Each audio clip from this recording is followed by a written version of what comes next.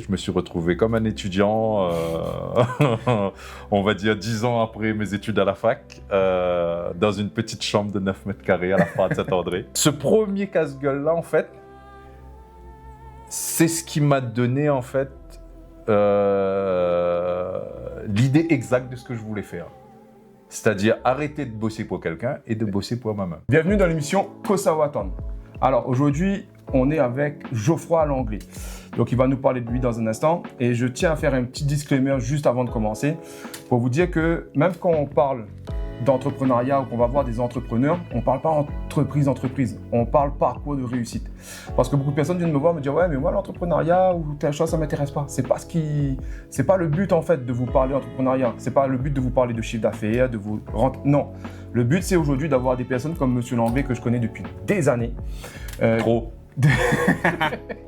Qui a fait beaucoup de choses dans sa vie pour aujourd'hui être entrepreneur. Donc, est-ce que tu peux te présenter? Alors, Geoffroy Langlais, je viens d'avoir 41 ans.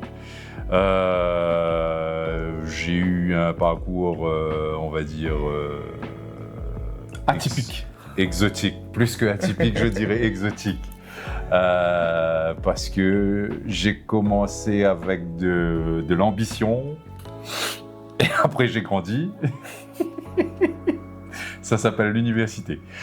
Et à l'université, je suis tombé dans la fête. Je cumulais un emploi d'assistant d'éducation en même temps que j'allais à la fac. Et j'allais plus au travail qu'à la fac. et en étant à la fac, je faisais plus la fête que j'étudiais en fait. Alors justement, moi, je crois que je t'ai connu à ce moment-là. Tu étais assistant d'éducation. C'est ça. On était souvent en boîte de nuit. 2005. Ouais. On était souvent en boîte de nuit. On était souvent sur une radio de Lille, sans citer ou quoi que ce soit. Radio locale. Une radio locale. On avait un petit groupe d'amis. Et c'est vrai que j'ai vu cette évolution de je suis en boîte de nuit, je travaille en boîte de nuit, je fais un peu le ménage, je fais l'électricité, je fais ceci, je fais cela. D'un coup, ouais gars, je change, je vais dans le bâtiment. Qu'est-ce qui s'est passé? C'est simple ce qui s'est passé, comme tu disais, hein, je faisais le ménage d'abord, ensuite j'avais des compétences en électricité, en bidouille électronique et tout, du coup je faisais la maintenance du matériel et un jour on m'a permis de participer à la construction d'une boîte. Et en participant à la construction de cette boîte, depuis les premières démolitions jusqu'à la livraison, en fait, c'est là que je me suis dit, putain, c'est ça que j'aimerais faire. Ça s'est révélé à moi. Ensuite, j'ai eu une petite opportunité d'intégrer le service du patrimoine à la CGSS, où ça m'a conforté dans cette idée d'aller vers le bâtiment, en fait. Et j'avais un talent inné pour la plomberie, pour l'électricité, pour tout travaux tout corps d'état en fait. Et je connaissais pas. Ça s'est révélé à moi, c'est comme si que je suis l'élu. Après, c'est ce que tu faisais un peu dans cette boîte de nuit-là. Oui. On a fait l'électricité là-bas, tu faisais les panneaux, tu faisais plein de choses là-bas. Donc, tu as toujours été un peu le petit gars multitâche, quoi. C'est ça, mais sauf que je savais pas que j'avais des connaissances dans le domaine, ni même un savoir-faire de réussir là où d'autres ont du mal. En fait. Et le fait d'avoir fait ce petit passage-là, c'était quoi? C'était 6 mois à la CGSS. C'est ce qui m'a conforté dans l'idée d'aller vers le bâtiment. Et c'est là que je t'ai dit, voilà, changement de cap. Je vais faire une formation à la Frade Saint-André. Je me suis retrouvé comme un étudiant, on va dire 10 ans après mes études à la fac, dans une petite chambre de 9 mètres carrés à la Frade Saint-André. Et j'ai commencé ma formation conducteur de travaux. Et c'est à la fin de ma formation, je me rappelle, je t'ai parlé de la formation dessinateur. Exactement. Donc voilà, j'ai formation d'1 an et demi, super enrichissante et tout. Et en fait, ça a été top. Non, vraiment, les formations à l'AFPA, ça peut être énervant et ainsi de suite, mais on ressort avec plein de savoir parce qu'on apprend le métier. Voilà. Et puis moi, j'ai à peu près ce profil aussi de me dire, j'étais vendeur, assistant chef de rayon et ainsi de suite. Et à un moment, un déclic de me dire, ouais, il faut que je change. C'est pas que le métier ne me plaît pas, c'est que j'ai l'impression de ne pas évoluer, de stagner. Du coup, je te contacte et tu me conseilles l'AFPA. Et c'est vrai que ce pas-là, en fait, il n'est pas forcément facile à faire. Sauter un pas, de se dire, même si on aime, en fait, je vais là-bas, je vais faire ça. Ah, ça a été, ouais, c'est pas simple. Et comment tu as sauté ce pas, toi? Alors moi, je suis d'un naturel, je fonce en fait. Je suis taureau, je fonce. J'ai un objectif, j'ai un chemin, je fonce. Non pas sans réflexion. Non pas sans réflexion. Mais voilà, je me lance. Pour moi, en fait, j'attends pas le beau moment, je crée le moment et j'y vais. Je veux faire ça, je mets les moyens de mes ambitions en face. Et j'y vais. Je me pose très rarement énormément de questions. S'il faut, je me questionne pendant une journée. Mais au bout de la journée, la décision est prise et j'y vais en fait. J'ai pas ce tempérament de temporiser les choses avant de... J'y vais. Contrairement à moi, où il faut que je réfléchisse beaucoup pour voir tous les aspects. Après, tu connais, il faut ça, quand on travaillait avec, il faut que ça, comme ça. Mais après, si tu regardes bien, fais le bilan de ces 20 années, parce que ça fait 20 ans qu'on se connaît. À chaque fois que j'ai entamé quelque chose, je t'ai toujours attiré avec moi. Ouais. Boîte de nuit, je t'ai râlé avec moi. l'AFPA, je t'ai râlé avec moi. Le boulot, je t'ai râlé avec moi. À chaque fois, t'es là, tu suis. Après, on a deux tempéraments différents. Parce qu'il faut savoir qu'il a été aussi mon patron. Et je peux vous assurer qu'être mon patron, c'est pas chose évidente. C'est pas simple. C'est pas simple. Je suis assez grognon. Et quand j'ai des idées, j'aime essayer de les mettre en place et les faire passer. Et voilà. Mais du coup, effectivement, tu m'as toujours attiré, tu m'as toujours emmené vers des trucs là. Mais je trouve qu'on a deux profils justement qui se complètent. Parce que toi, tu fonces, moi, je suis réfléchi. Toi, face à quelqu'un, tu vas essayer de tempérer. Moi, je vais dire des choses. Et on a ce truc là qui fait que, voilà. Et quand je vous dis que qu'être mon patron, c'est pas simple, petite anecdote. Donc on travaille, donc c'est mon patron, il arrive avec un client, il me fait genre je fais le café, il voit que je bouge pas. Il vient me voir, il fait genre je fais le café, je fais mais je suis pas barista. Déjà si tu veux, tu me poses la question gentiment, mais... C'est vrai que c'était mal demandé. Non, ça, je le reconnais. C'était mal demandé, mais en fait... C'est la personne qu'on recevait. Ouais, c'est la personne qu'on recevait. Et puis c'était... tu étais déjà dans ta conversation et tu es arrivé, tu m'as dit genre je fais le café. Et tu as continué la conversation. Et du coup, je me suis dit ah ouais, non, mais...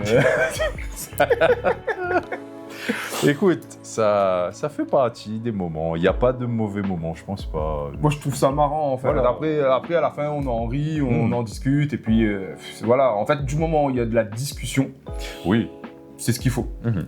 Et justement, du coup, grande partie boîte de nuit. Et puis, arrive ce côté où j'imagine que niveau finance, ça doit être compliqué parce que l'AFPA, c'est pas le top. Tu t'en sors avec un minimum. Du coup, j'ai continué, non pas les boîtes de nuit, mais j'étais dans une salle de réception.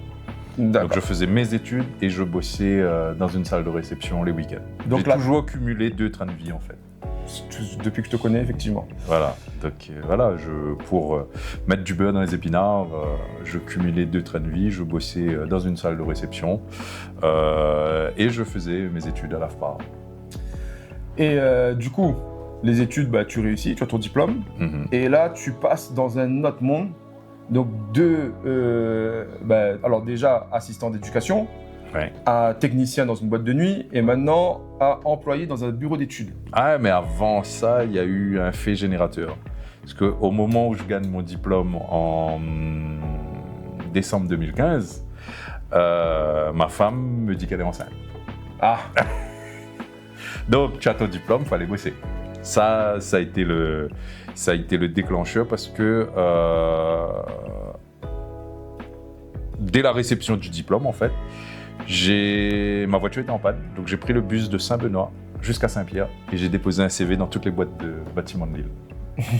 Et j'ai eu qu'une seule réponse. J'ai déposé 197 CV. J'ai eu qu'une seule réponse. C'est une boîte de maîtrise d'œuvre qui m'a appelé pour un chantier juste à côté de chez moi. D'accord. Donc voilà. Et ça, par contre, c'est un truc, on en discutait déjà avant même. C'est un truc que je sais pas si les gens font comme nous, mais c'est vrai que quand on veut quelque chose, on se donne les moyens Et des CV pour... moi, je me rappelle que des CV, je pouvais en faire 50, 100, 200 la journée, renvoyer à la même boîte, appeler les gens. Parfois, j'avais l'impression de les harceler. Je me disais, mais... Au moins une réponse, tu vois. Au moins une réponse, donnez-moi une réponse, dites quelque chose. C'est ça. Et c'est vrai que c'est quelque chose qui te caractérise beaucoup, toi. C'est ce côté, si je veux, je ferai tout pour l'avoir. Voilà. Parfois même en déchemin détournant, mais en fait, c'est... on va dire que ce sont mes bonnes résolutions de janvier. En janvier, je me fixe un cap pour décembre. Peu importe comment je vais faire dans l'année, je vais me débrouiller pour en décembre arriver à mon objectif. Vous voyez les gens qui prennent des résolutions fin d'année, qui les font pas. Il faut les faire. Ça mène à quelque part. Mais en fait, il faut que ça soit des objectifs concrets, réalisables et qui ne te mettent pas en frustration.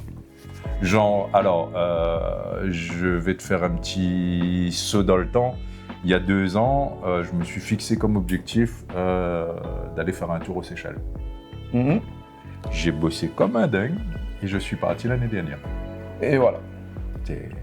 Je me suis fixé un objectif après ma période en boîte de maîtrise d'œuvre où j'étais un petit peu en galère et j'ai trouvé un emploi comme conducteur de travaux.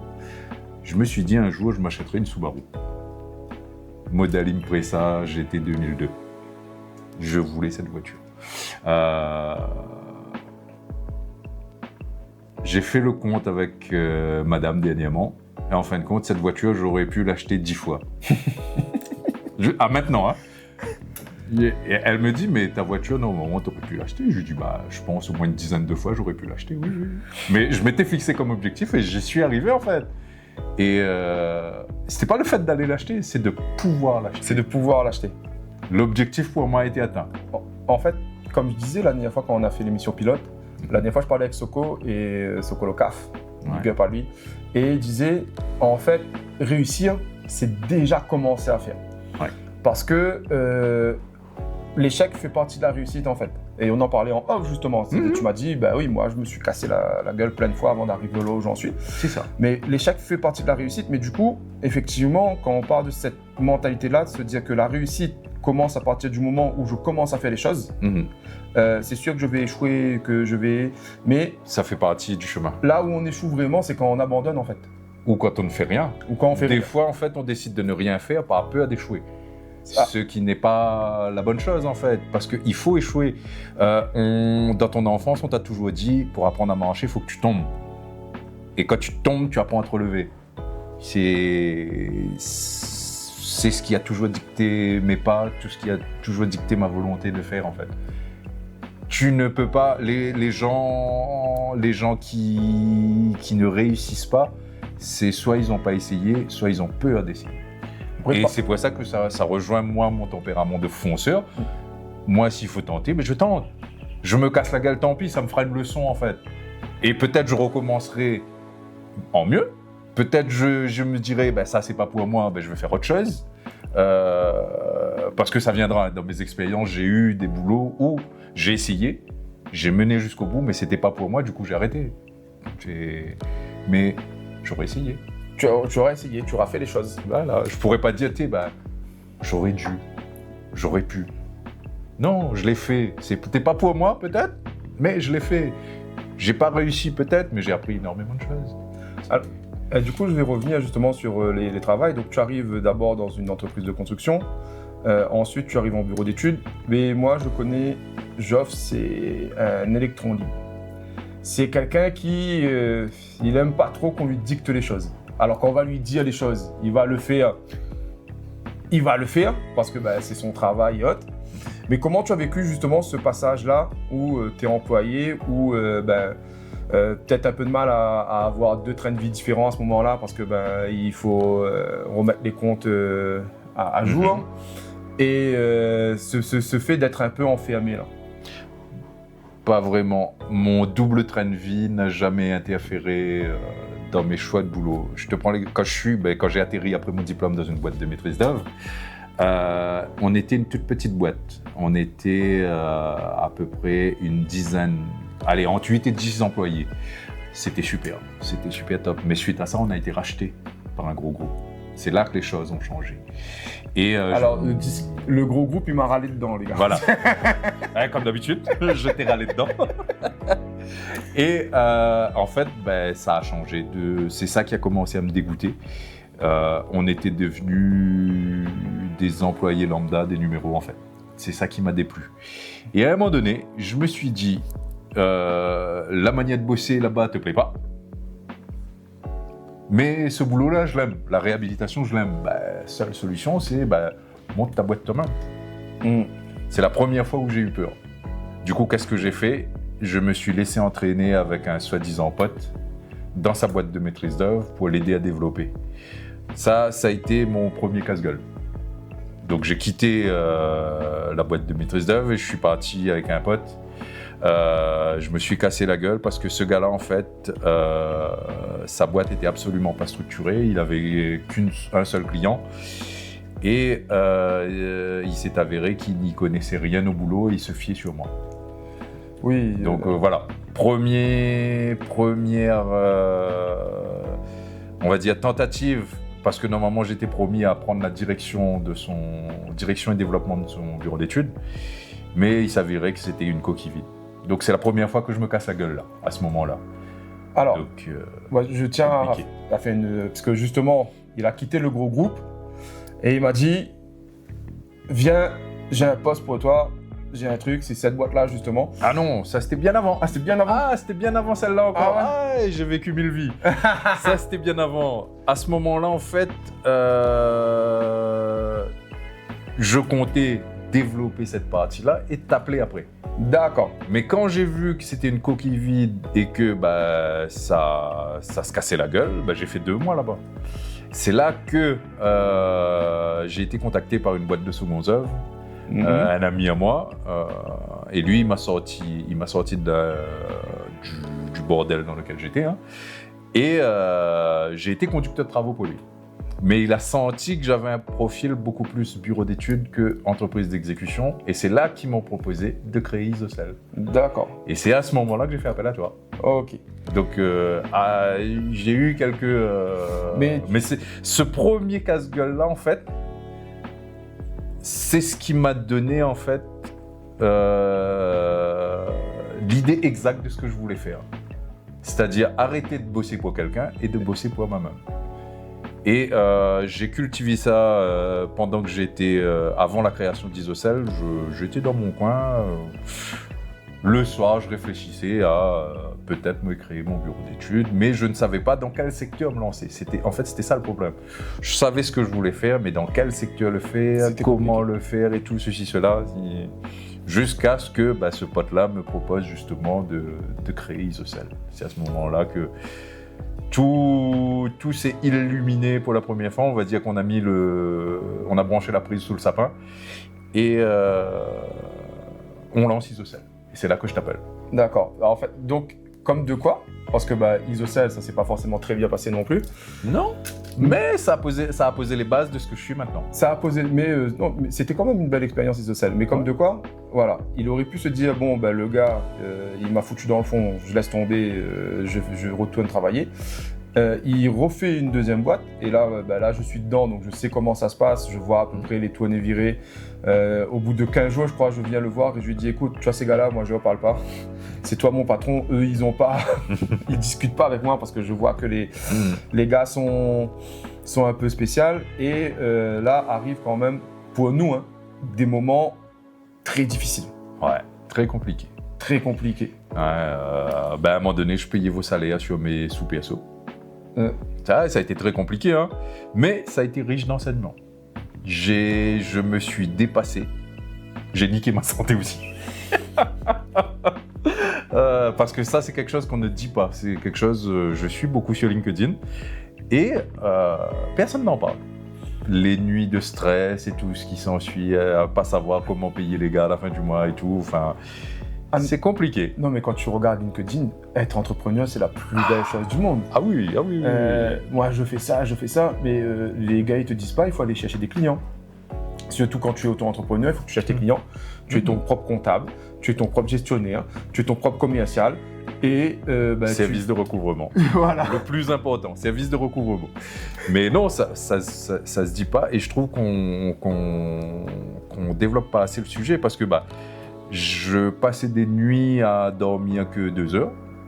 J'étais couvert d'eczéma, je perdais du poids, et tellement j'avais du stress, en fait, je dormais avec la mâchoire acérée, et je me suis cassé les 4 dents de sagesse. Et ça, personne n'en parle, c'est l'envers du décor, en fait. Et je pense que maintenant, toi, tu comprends ce que j'ai vécu à l'époque, à des degrés moindres. En fait, j'ai toujours compris, sauf que... C'est quelque chose de comprendre, mais c'en est une note de le vivre. Voilà, c'est quelque chose de comprendre, et c'est une note de le vivre. Et puis, j'ai toujours, comme tu sais, j'ai toujours séparé les choses. C'est-à-dire, moi je travaille, t'es mon pote, ok, mais t'es aussi mon patron. Par contre, oui, mais moi, si je fais mon travail, il faut que je sois payé. Donc, j'ai toujours mis des trucs dans des cases, dans des compartiments. Ce qui fait que j'avais beaucoup d'empathie pour toi. Mais malheureusement, à côté de ça, moi j'avais une vie, et il fallait aussi T'avais tes choses à payer, et je me suis toujours démené pour vous payer. Ouais, franchement, oui. Ça concrètement, jusqu'à la fin, il a tout fait pour nous payer ou nous donner des contreparties. Ça, c'est quelque chose qui est totalement vrai. Et c'était vraiment la première année, ça allait. En plus, on faisait un bon taf, on avait un bon chiffre d'affaires, on avait un bon rendement. Les gens étaient assez contents de ce qu'on faisait sur les retours qu'on avait. La première année, ça allait. Ensuite, on a fait venir Marie. Marie, c'est une bosseuse de ouf, donc les trucs, ça débitait, et ainsi de suite. On a développé la partie plomberie. Et puis, il y a eu un coup dur où les gens sont partis. Pour bien faire comprendre, en fait, pourquoi il était dans cet état de stress, c'est que à un moment, l'entreprise dans laquelle on était tellement endettée. Enfin, c'était même pas l'entreprise, parce qu'il y avait plusieurs petites entreprises, mais nous, dans nos bureaux, il y a des gens qui venaient récupérer du matériel pour se faire embaucher. Les dirigeants n'étaient plus là, mais on voyait des camions passer qui prenaient du placo. Aujourd'hui, c'était le lip service. C'était le lip. À l'époque, on rigolait pas trop. À l'époque, on rigolait pas mais trop. Mais le but, c'est ça, en fait. C'est sur le moment, tu passes un mauvais moment. Le tout, c'est de savoir en rire après. C'est ça.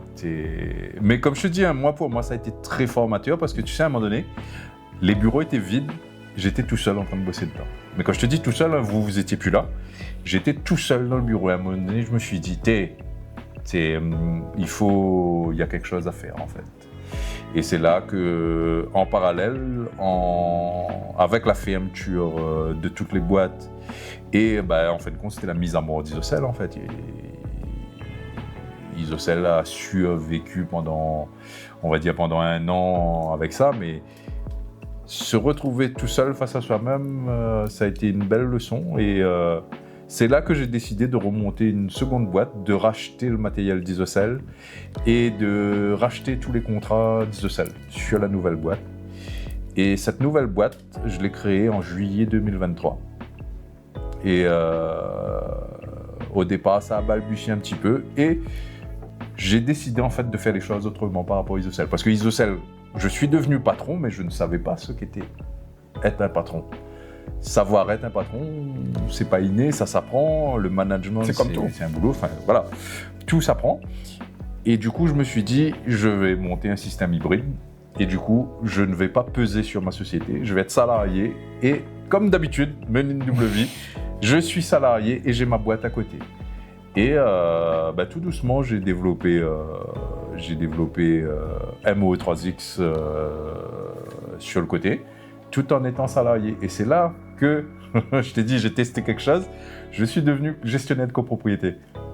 Pendant 6 mois, c'est un de mes clients qui me l'a proposé. Ça s'est très très mal passé parce que ce boulot n'est pas fait pour moi. Soyons honnêtes. Voilà, c'est pas fait pour moi. Mais j'ai appris énormément de choses et surtout, j'ai appris l'envers du décor. Et donc, j'ai fait ça pendant 6 mois. Et au terme de ces 6 mois, j'ai quitté La Réunion et je me suis isolé pendant un bon mois. Aux Seychelles. Non, c'était pas aux Seychelles. J'avais pas encore l'objectif Seychelles. Mais je me suis isolé pendant 1 mois parce que j'avais besoin de faire un reset des relations humaines et tout, là, j'en pouvais plus. Et voilà, et c'est ce que je te dis. Des fois, on tente des choses, mais quand c'est pas fait pour soi, il faut le reconnaître, il faut arrêter. Mais par contre, comme je te dis, ça m'a énormément appris. déjà sur moi-même, je pensais que j'étais très patient. Finalement, non, je ne suis pas patient du tout, je suis tolérant. Tu es tolérant, pas la même chose. Tu as un gros degré de tolérance. Moi, je t'aurais jamais dit patient. Il est énorme, mais moi, je me pensais patient. Non, tu es tolérant. Je suis pas patient. Tu aimes plutôt que les choses soient vite faites, toi. C'est très différent. J'ai appris justement la différence entre la patience et la tolérance. À ce moment-là.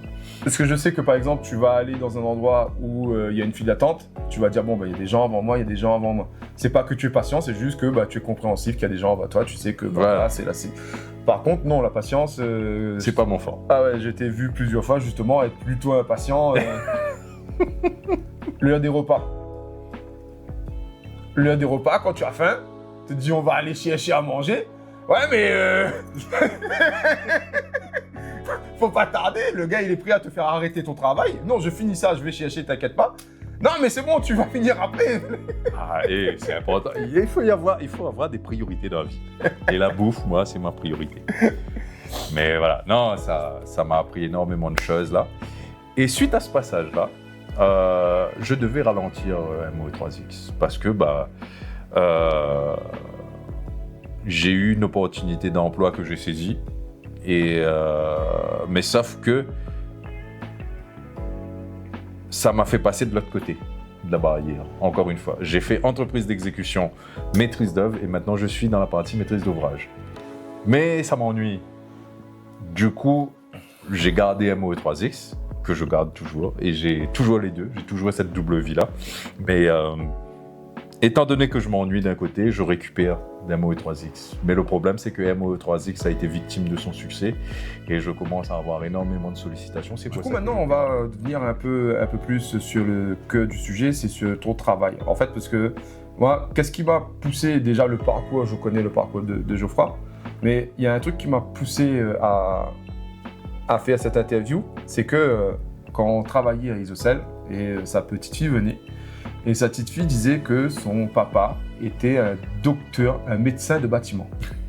Parce que depuis tout à l'heure, justement, on parle de MOE, on parle de conducteur de travaux et autres. Mais est-ce que tu peux approfondir un peu ce petit côté mignon là que ta fille dit, que papa, il est médecin des bâtiments. Je pense que maintenant, elle ne le dit plus parce qu'elle a grandi. Oui, mais après... c'est pas totalement vrai ni totalement faux, parce que maintenant, mon boulot consiste à traiter les pathologies du bâtiment. Pathologie, maladie. Donc voilà. Donc je traite l'origine des infiltrations, l'origine d'une fissuration, tout ce qui rend un bâtiment malade, je le traite. Enfin, je ne le traite pas moi, mais je prescris les travaux. Tu proposes des solutions, voilà. Et c'est ça le cœur de mon métier. Et à l'heure actuelle, on se retrouve justement sur une île où les bâtiments sont vieillissants. Donc il y a tout ce qui est bailleurs sociaux, il y a tout ce qui est bailleurs sociaux, mairies et autres. Toi, tu t'es pas orienté vers ça, concrètement pas. C'est quoi ta démarche personnelle pour dire que, parce que tu dis que voilà, j'ai victime de ton suicide, pour dire que justement un MOE3X sort du lot et que c'est quand même une petite réussite d'en arriver à là. Sort du lot, c'est parce que le lot il est petit. Ça a été une volonté pour moi en ayant bossé en bureau d'études pour des bailleurs sociaux. J'ai décidé de ne pas aller sur ce segment-là, il y a assez de bureaux d'études là-bas. Je me suis dirigé vers la copropriété privée en ayant fait l'expérience d'avoir acheté un appart. Donc j'ai goûté aux joies de la copropriété et j'ai senti le business en fait parce qu'ils sont en manque de prestataires, notamment de maîtrise d'œuvre dans ce domaine-là. Et c'est pour ça que depuis Isocel, rappelle-toi, on avait opéré, au départ on était prévu pour faire des études d'exé ou des réponses d'appel d'offres pour des entreprises. Et on s'est tout de suite tourné vers la copropriété. Oui, et du coup, voilà. Il y a eu une brèche. J'ai gardé cette ligne-là et du coup, je ne travaille qu'exclusivement avec les copropriétés. J'ai gardé un seul client pour de la construction neuve. Mais sinon ça, je vais dire 97% de mes clients, ce sont les syndics de copropriété. D'accord. Et justement, Isocel, si on revient, mais là tu dis un truc important, c'est après peu importe ce que vous faites, hein, que vous soyez dans le sport, dans la culture, que vous soyez employé, en fait quand vous avez un projet, il est bien de savoir où vous allez et ce que vous voulez faire. Et lui, c'est un profil où ils font tête baissée, mais je me rappelle qu'à Isocel, à un moment donné, je lui disais, Geoffroy, s'il te plaît, là, tu me fais faire des permis de construire, aller visiter un chantier, faire une demande préalable pour tel truc, faut que je... Tranquille, Isocel, on fait quoi exactement? Parce que là, quand quelqu'un me pose la question, je ne sais pas. Et je dis, on fait tout. C'est ça, il te disait, on fait tout. Alors, il y avait ce côté où tu devais payer nos salaires, et donc tu devais ramener de l'argent. Mais il y avait aussi ce côté où tu étais en recherche. L'alarme de l'étoile de la mort. Donc, tu étais en recherche et tu cherchais ce que tu devais faire, en fait. Mais maintenant, je sais. Et c'est pour ça, en fait, c'est ce qui a provoqué le développement de MO3X. C'est que je me suis affecté une ligne de conduite, j'ai dit, voilà, je veux faire ça, je vais aller là.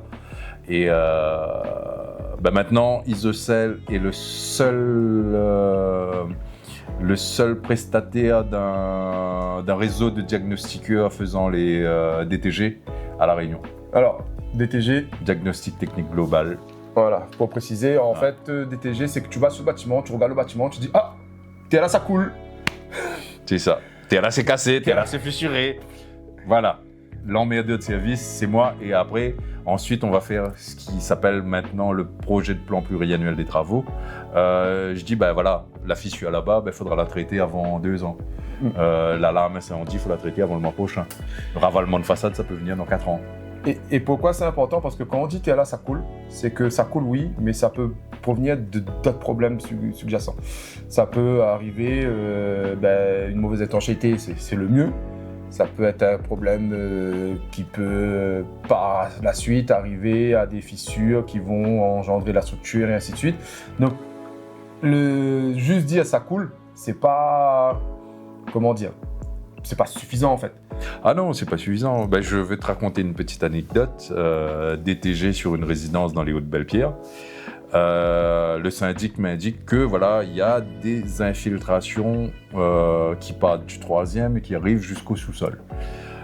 C'est au niveau du joint de dilatation, donc j'y vais, je fais mes enquêtes et tout, je passe dans les parties communes. Effectivement, infiltration partout, c'est moisi, apparition de salpêtre et tout, je vais sur la toiture, le joint de dilatation il est correct et tout, mais il y a toujours de l'eau qui coule.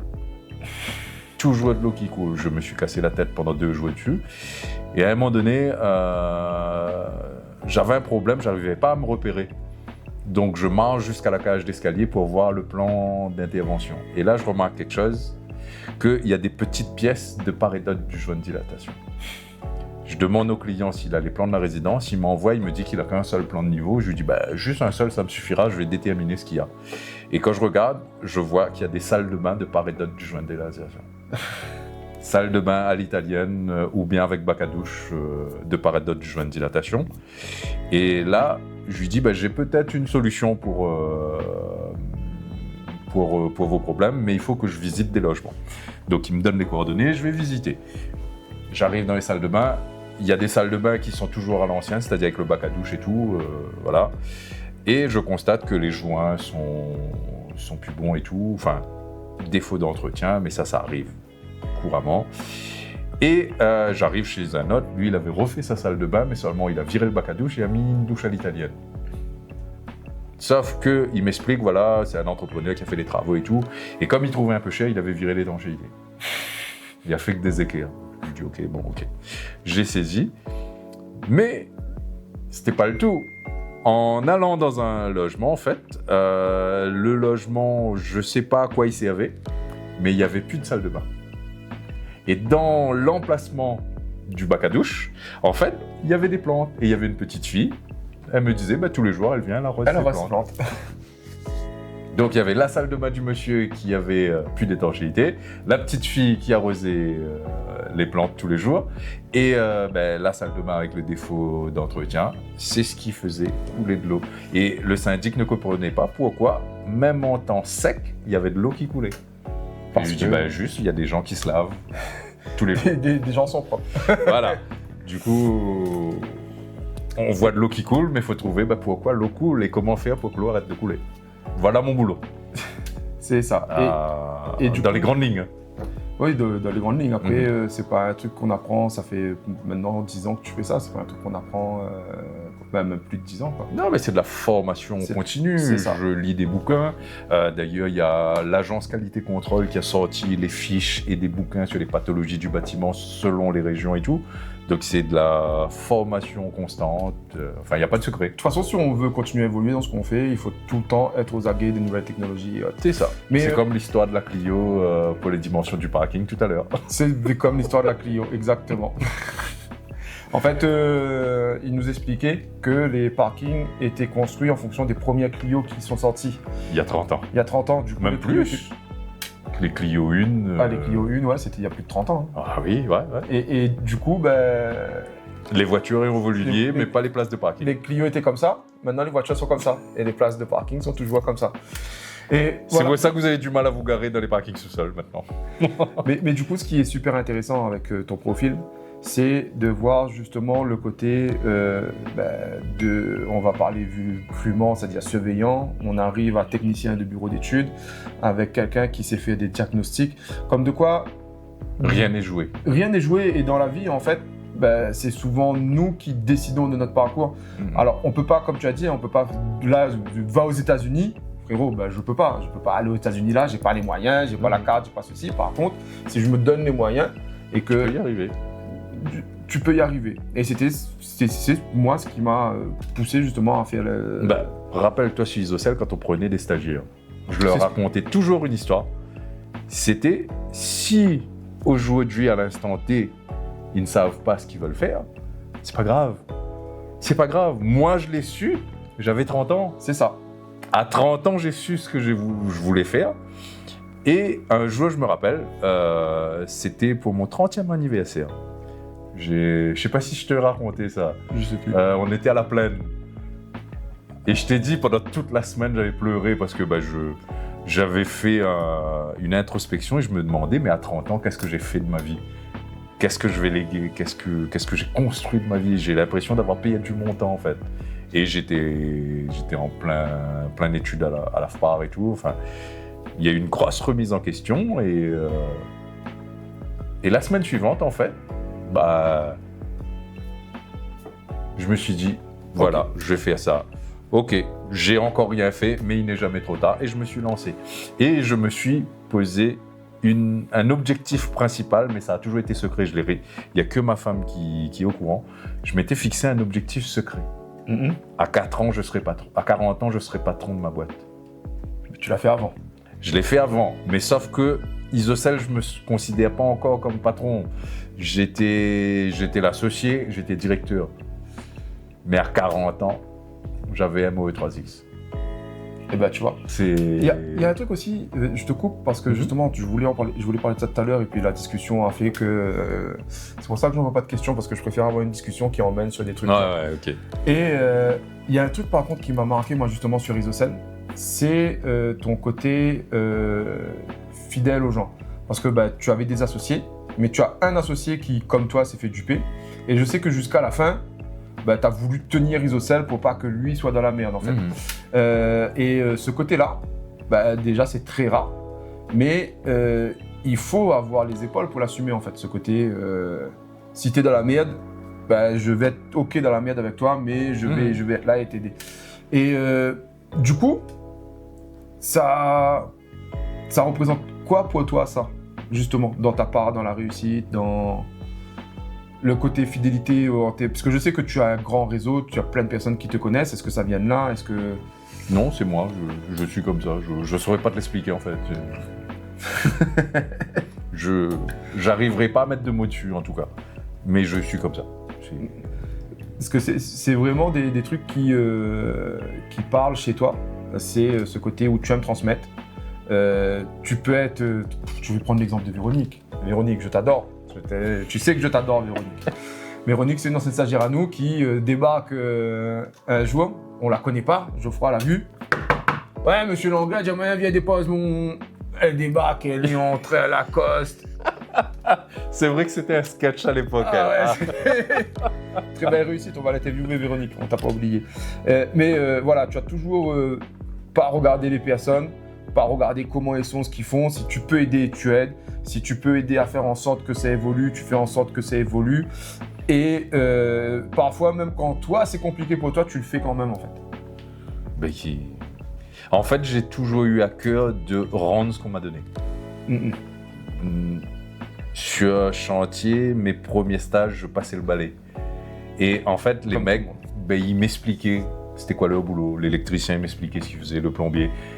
C'est des vieux, ils m'ont expliqué, ils m'ont transmis leur savoir. Et c'est pour ça que on accueillait beaucoup de stagiaires. D'ailleurs, il y en a une, Liséa, je ne sais pas si tu te rappelles d'elle. Sûrement. Salut là.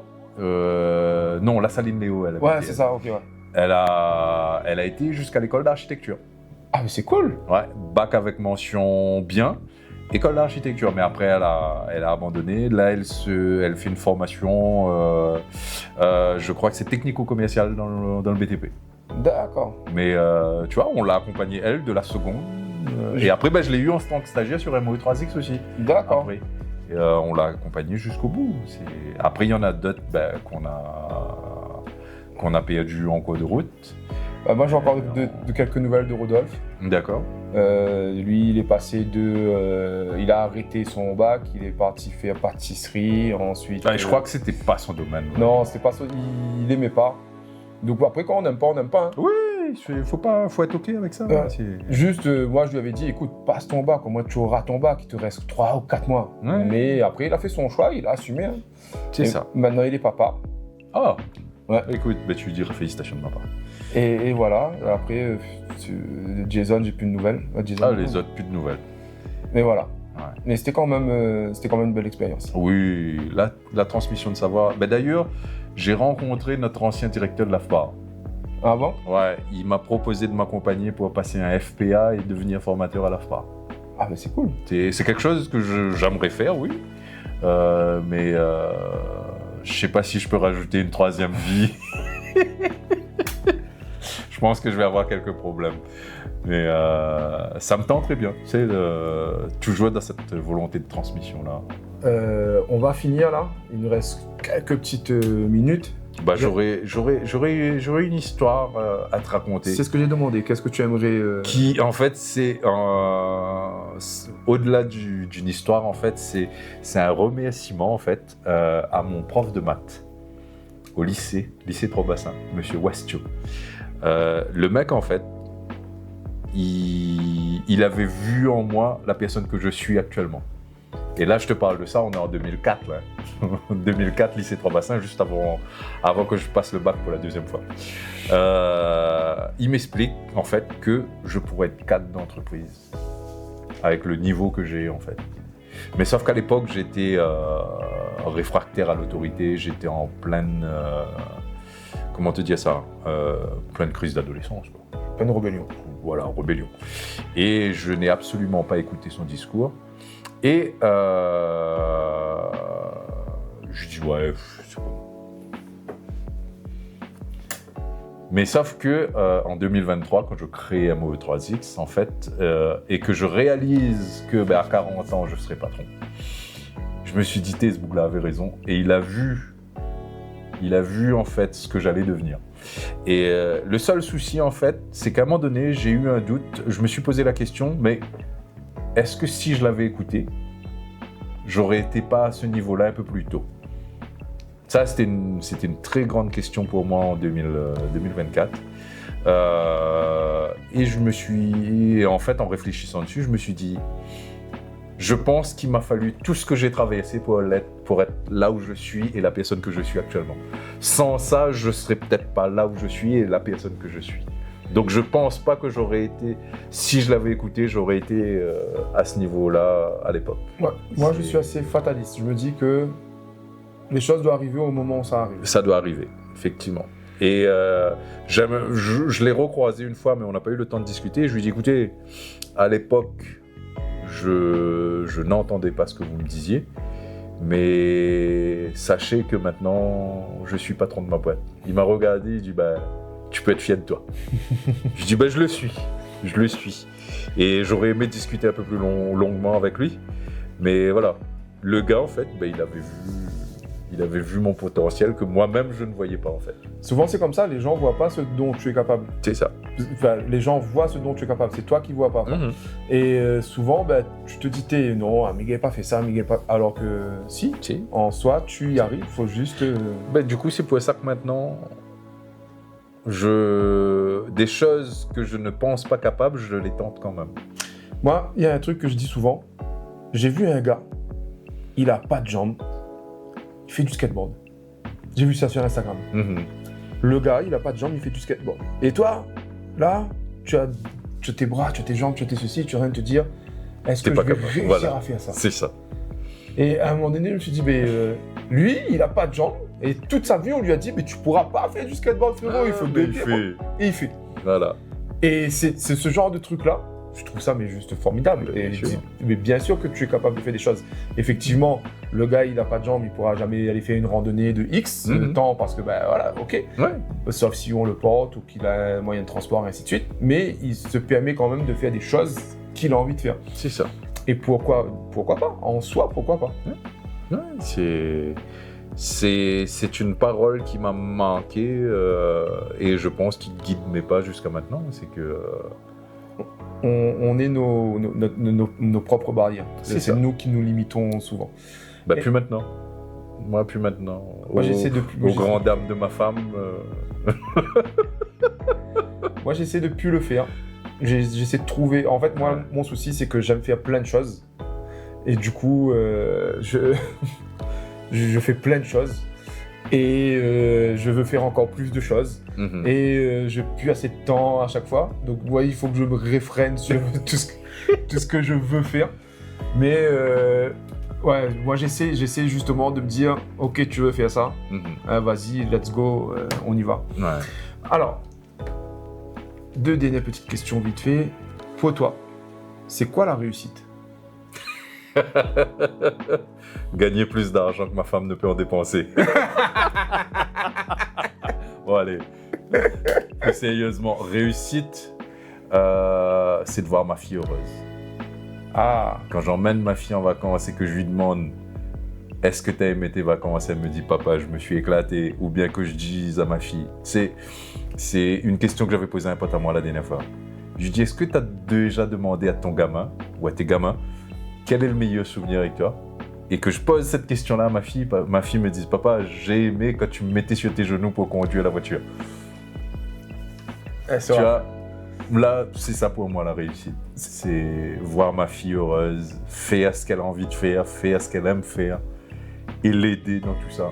C'est peut-être la vengeance du petit gars de l'époque qui ne pouvait pas aller en vacances. C'est ça, c'est exactement ça. Chez moi, c'est toujours une histoire de vengeance sur la vie que j'ai eue auparavant. D'accord. Et du coup, ma plus belle réussite, c'est ma fille. Ta plus belle... Alors, justement, j'allais te demander quelle est ta plus belle réussite, à part ta fille. Parce que je te connais, je savais que tu allais me dire, et je comprends. Hein. Ouais. Je sais que c'est ton bijou. Mais pour le moment, je pourrais pas te dire. On refait cette interview dans une 20aine d'années et je te dirai. Peut-être la plus belle n'est pas encore arrivée. Je m'attends encore de belles choses, à faire de belles choses. Donc, mais pour le moment, ma plus... la chose qui te rend le plus fier à l'heure actuelle, que tu as accompli. Parce qu'en vrai, tu as accompli plein de choses. J'ai accompli plein de choses, mais c'est quelque chose dont on n'a pas parlé, dont on ne parlera pas. Mais cette année, j'ai déposé un poids qui me traînait jusqu'à maintenant. Et c'est ça, pour l'instant, ma plus belle réussite, c'est d'avoir déposé ce poids-là et je suis en train de régler ces choses-là. D'accord. C'est ça ma plus belle réussite parce que, en fait, c'est en train de me libérer. Depuis 2-3 mois là, je vis une libération. J'ai l'impression de revivre. J'ai l'impression de me retrouver tout en même temps de me sentir différent. D'accord. En fait, donc ta plus belle réussite est personnelle en fait. Voilà. Mais c'est juste magnifique. Ouais. Et il y a encore de belles choses qui arrivent. Espérons, croisons les doigts. C'est tout ce que je te souhaite. Mais voilà. C'est tout ce que je te souhaite, mon ami. Ok, merci. C'était Kosa Watan. Donc, vous connaissez, likez, partagez. Je refais la même blague. Allez boire un café, prenez un pain bouchon, il n'y a pas de souci. Un code citron. Un code citron, exactement. Pas de pub. Ça va être mis dedans. Donc voilà, on se retrouve et à très bientôt. Donc on verra. Juste pour donner un petit truc, ça peut être moi 2 fois, Morgane 3 fois, ainsi de suite, en fonction des personnes qu'on doit interroger et ainsi de suite. Voilà. Et à très bientôt et merci à Geoffroy. Mais de rien, merci à toi. Allez, bye.